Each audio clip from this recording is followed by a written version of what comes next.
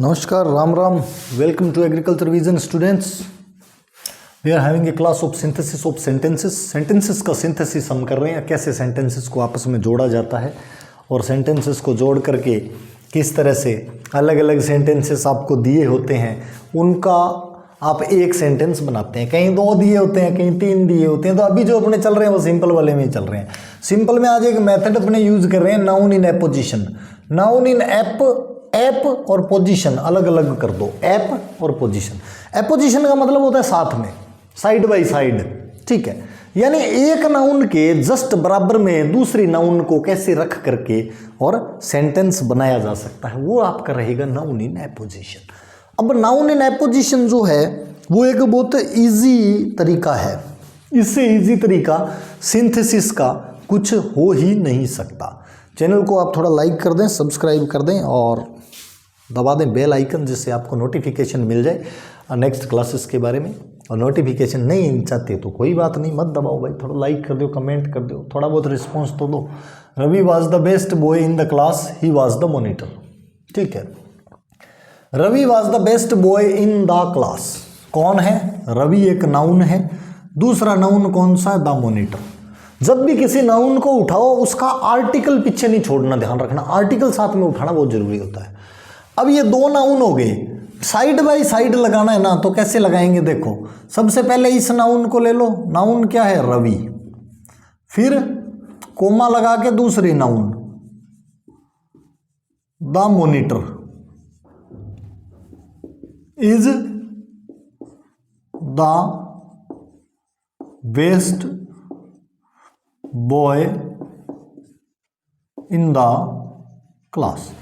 इस तरह से करेंगे आप। Ravi the monitor is the best boy in the class. देखो पहली नाउन रवि आई, दूसरी नाउन आ गई द मॉनिटर। इस तरह से एक नाउन के साइड में आपने दूसरी नाउन लगा दी और आपका सेंटेंस हो गया। इसी तरह ये 2 सेंटेंसेस देखिए, एक ये है, एक ये है। Tagore was author of the Gitanjali, he was a great poet of Bengal. अब इसको जब लिखना है तो इसके अंदर देखो, एक नाउन तो है ऑथर ऑफ गीतांजलि और दूसरा क्या है? A great poet of Bengal. तीसरा क्या है? टैगोर। अब आपने 2 को साइड बाय साइड लगाना है, एक को ऑब्जेक्ट के रूप में रखना पड़ेगा। नाउन है इसमें 3, ठीक है। जैसे इसमें भी बेस्ट बॉय, ये बॉय एक नाउन थी पर अपने इसको एज ए ऑब्जेक्ट रखा है, वैसे इसके अंदर एक को ऑब्जेक्ट रख लेंगे, चाहे इसको रख लो चाहे इसको रख लो, कोई दिक्कत नहीं है, ठीक है। तो कैसे लिखेंगे देखो, एक तरीका तो ये हो जाता है कि टैगोर तो है ही मेन नाउन, पहले ले आओ टैगोर, फिर a great poet of Bengal is the, was लिखा है तो वाज लगा देंगे, was the author of Gitanjali. अब चाहे तो इस गीतांजलि को भी यहां ला सकते हो आप।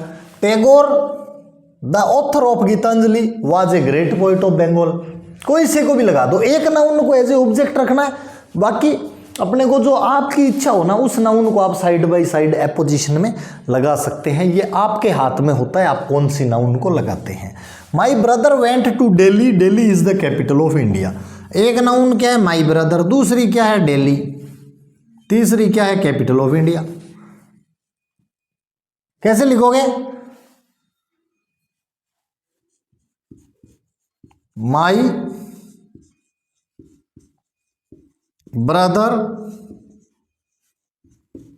Went to Delhi the capital of India. यहां पे सब्जेक्ट अलग है और दिल्ली और कैपिटल ऑफ इंडिया है, तो इनको साइड बाय साइड आप एपोजिशन में लगा देंगे। सब्जेक्ट आपका अलग रह गया, तीसरा noun my brother went to Delhi. या ये ऐसे भी हो सकता है, my brother went to the capital of India comma Delhi. Delhi आगे पीछे कर दो, उससे कोई फर्क नहीं पड़ना, आगे लगाओ चाहे लारे लगाओ। पर मेन ये कि सिंथेसिस का आपका जो मेथड है वो एक होना चाहिए। अब ये 2 सेंटेंस देख लो, Mahatma Gandhi was a great leader, he is called the father of nation. इसको आप इस तरह से लिख सकते हैं, Mahatma Gandhi a great leader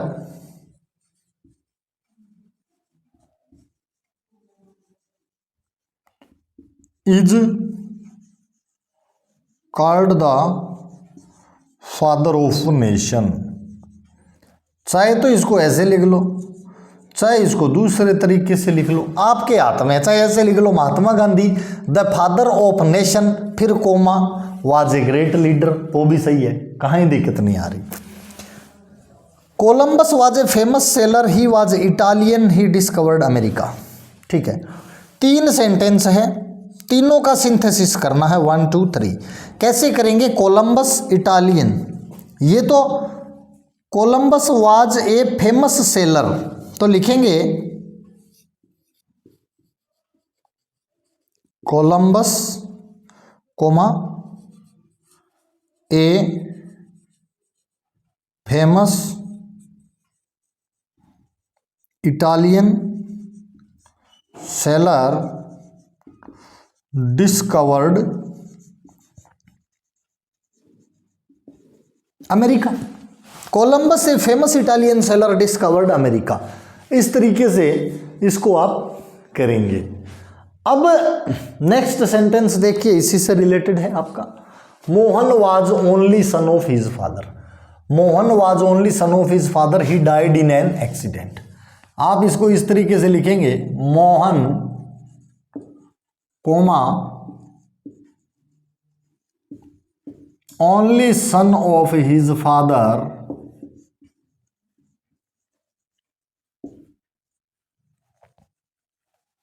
died in an accident। इसी तरह Mr Saxena was our principal, he was very learned, तो कैसे लिखेंगे? Mr Saxena our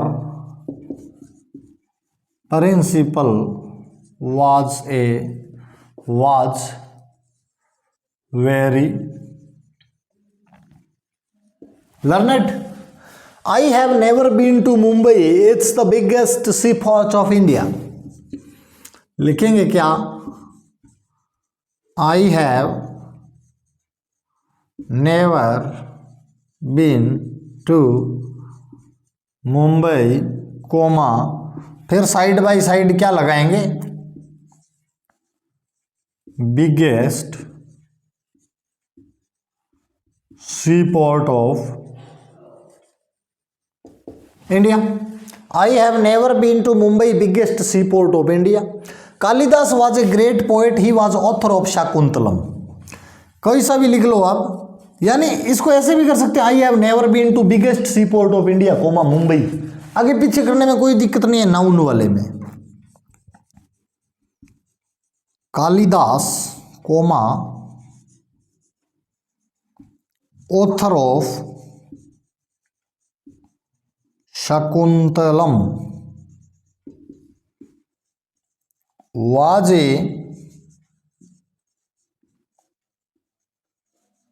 great poet। Shahjahan was a great Mughal emperor, he built the Taj। लिखेंगे Shahjahan was a great Mughal emperor, he built the Taj, it is the finest building in India। देखो ताज के बारे में 2 बातें हैं, शाहजहां के बारे में भी 2 बातें हैं। इसको कैसे लिखेंगे? दोनों को आप एपोजिशन में लिखेंगे। Shahjahan a great Mughal emperor built the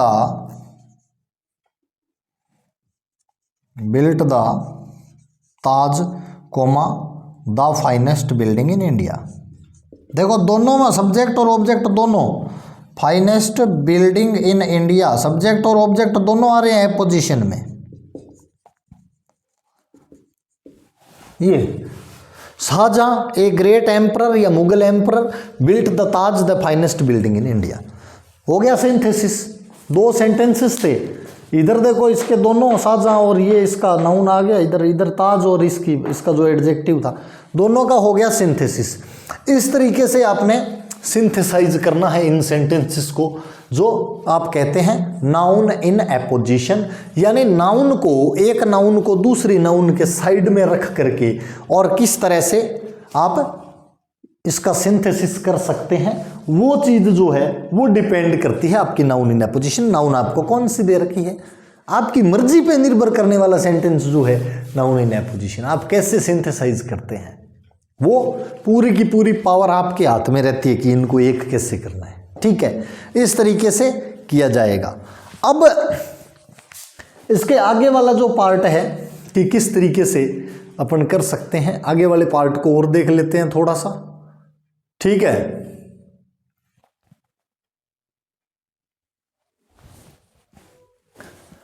next methods की जब आप बात करते हैं तो नेक्स्ट मेथड्स आपके होते हैं एडवर्ब और adverbial phrase.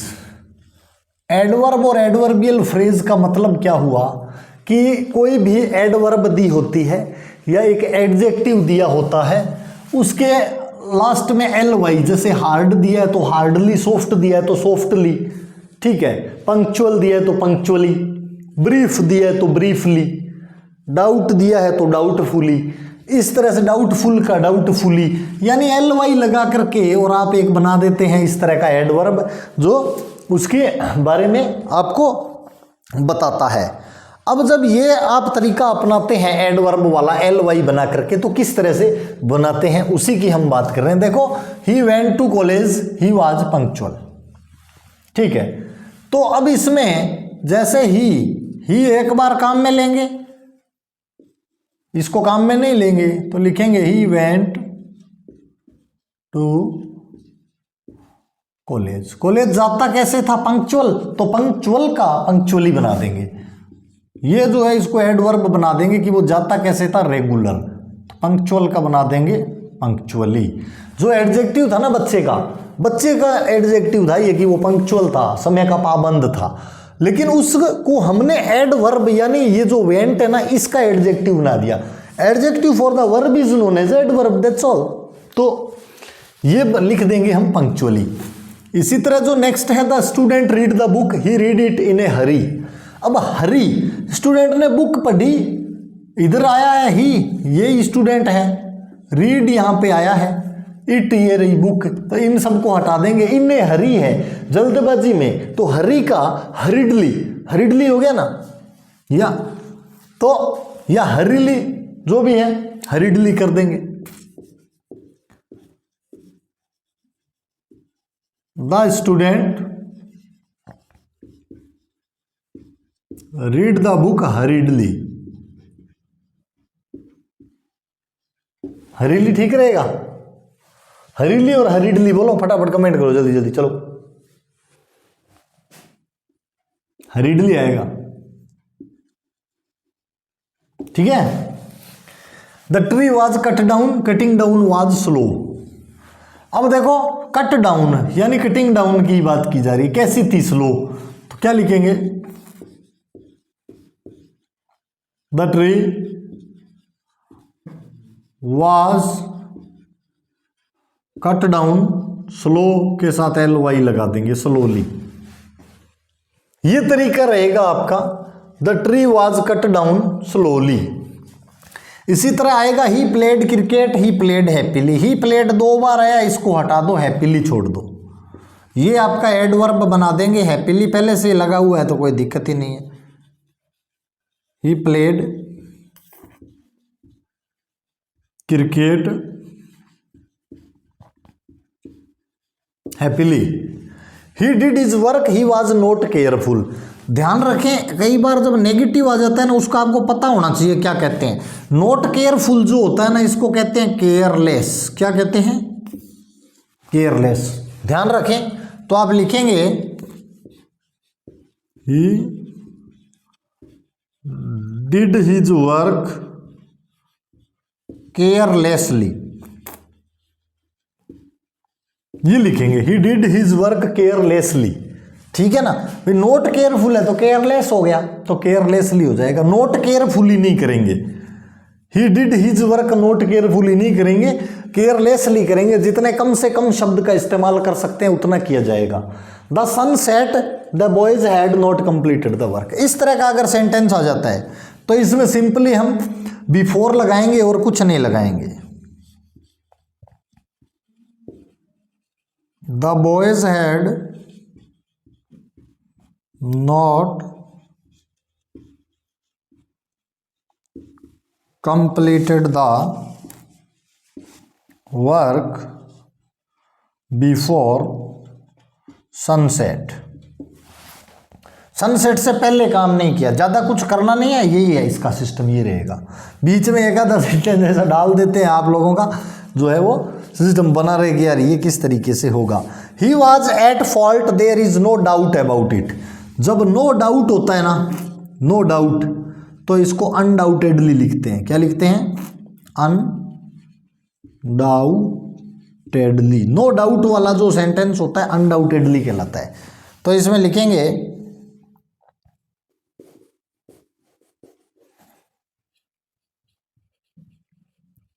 He was at fault undoubtedly, या अनडाउटेडली पहले भी लगा सकते हैं, कोई दिक्कत नहीं है। Undoubtedly comma he was at fault, ये भी सही है। I thanked him I did it with all my heart. All my heart को होल हार्टेडली लिखते हैं। क्या लिखते हैं? Wholeheartedly. क्या क्या लिखेंगे? I thanked him wholeheartedly. ठीक है, ये रहेगा आपका एडवर्ब और एडवर्बियल फ्रेज का किस तरह से यूज किया जाता है। इसके बाद में जब इधर चलते हैं अपने, तो अपना लिखा हुआ है एडजेक्टिव, कि एडजेक्टिव का यूज जो है वो अपने कैसे कर सकते हैं। देखो स्टूडेंट्स, एडजेक्टिव का मतलब क्या होता है? जो विशेषता बताता है, किसी की क्वालिटी, किसी की स्पेशलिटी, इन सब के बारे में हमें कोई ना कोई राय देता है। तो देखिए, अब जब जो एडजेक्टिव होता है ना, वो या तो किसी नाउन का होगा या किसी प्रोनाउन का होगा। एडवर्ब तो वर्ब का होता है, पर एडजेक्टिव ऑलमोस्ट जो होता है वो सब्जेक्ट यानी नाउन का ही होता है। नाउन की जो स्पेशलिटी बताता है वो एडजेक्टिव हो गया। यहां पे देखिए, जब आप इन दोनों सेंटेंस को देखते हो, ए बॉय द बॉय, ये बॉय सेम है, इसको नेग्लेक्ट करना पड़ेगा। और बॉय कैसा था? ब्लाइंड, तो ये हो गया एडजेक्टिव। अब जब एडजेक्टिव है ना, एडजेक्टिव को ला करके और पहले रख देंगे किसके? नाउन के। नाउन के पहले रखेंगे तो नाउन क्या है? ए बॉय, तो लिखेंगे a blind boy. A blind boy came to me, ये एडजेक्टिव इधर ले आए, ये हो गया आपका synthesis. Ram gave money to a man, the man was poor, इसी मैन के लिए लिखा है ये, तो ये द मैन हट जाएगा, ये भी हट जाएगा। जो एडजेक्टिव है वो जिसके लिए है उससे पहले आएगा, तो यहां आएगा। क्या लिखोगे? Ram gave money to a poor man, यही तो लिखोगे। Ram gave money to a poor man, he is my brother, he is intelligent. He is my brother, he is, ये ही इज इस ब्रदर के लिए आया है, और इसका एडजेक्टिव क्या है? इंटेलिजेंट। कहां आएगा? यहां। क्या लिखेंगे? He is my intelligent brother.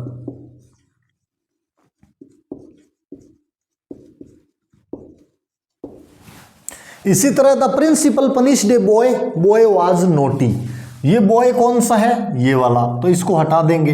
Adjective क्या है इसका? नोटी। कहां लगेगा? यहां लगेगा, बॉय के पहले। जो एडजेक्टिव जिसका है उसके पहले लगेगा, इसमें कोई दिक्कत ही नहीं है। क्या लिखेंगे? The principal punished a naughty boy.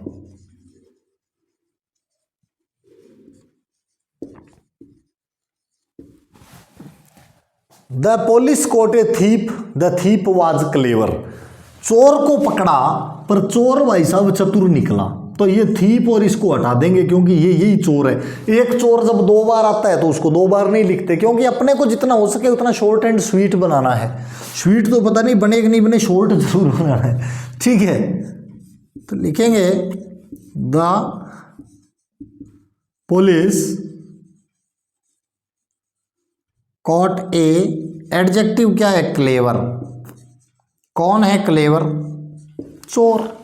चोर चोर चचेरे भाई, कमोसरे भाई, केवर है, कमेंट करियो। I bought a pen, it was red. क्या खरीदा? पेन। कैसा था? इट वाज को हटा दो क्योंकि पेन की बात है। रेड, रेड किसका एडजेक्टिव है? पेन का। तो यहां पे रखेंगे इसको। आई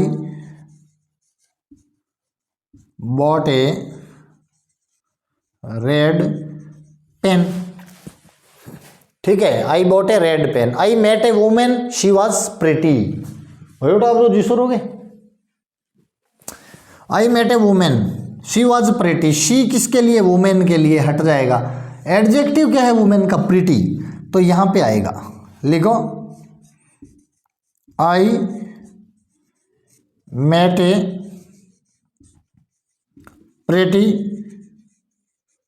women. They killed a snake, it was poisonous. किसके लिए आया? इट वाज स्नेक के लिए, हटा दो। एडजेक्टिव क्या है स्नेक का? पॉइजनस। तो क्या लिखोगे? दे किल्ड ए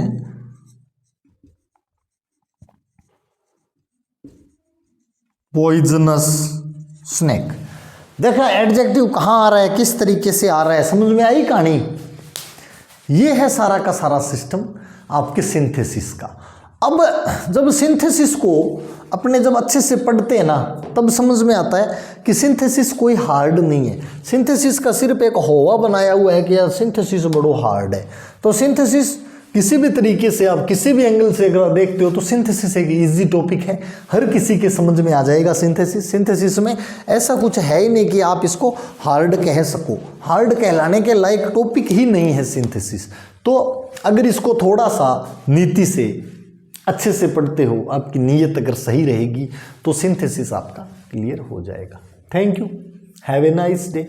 लाइक कर देना भाई, सब्सक्राइब कर देना, और एक जो साथ में बेल आइकन भी लगा रखा है यूट्यूब वालों ने, कभी कभी दबा दिया करो उसको, आपको नोटिफिकेशन मिलता रहे, है कि नहीं? और घंटी नहीं जंगाली जीगी पड़ी ठीक है। नेक्स्ट क्लास का आपको नोटिफिकेशन मिल जाएगा। सिंथेसिस का नेक्स्ट पार्ट करते हैं। थोड़ा बड़ा टॉपिक है, थोड़ा थोड़ा करके करवाएं तो शायद आप पढ़ लो 20-25 मिनट में। इंग्लिश इतनी जाली से हटा रहा हूँ, जिसको अगर घंटा 1.5 घंटा करवा दें तो फिर हटा रहा हूँ, जले ही को नहीं है नहीं। ठीक है, ओके, थैंक यू।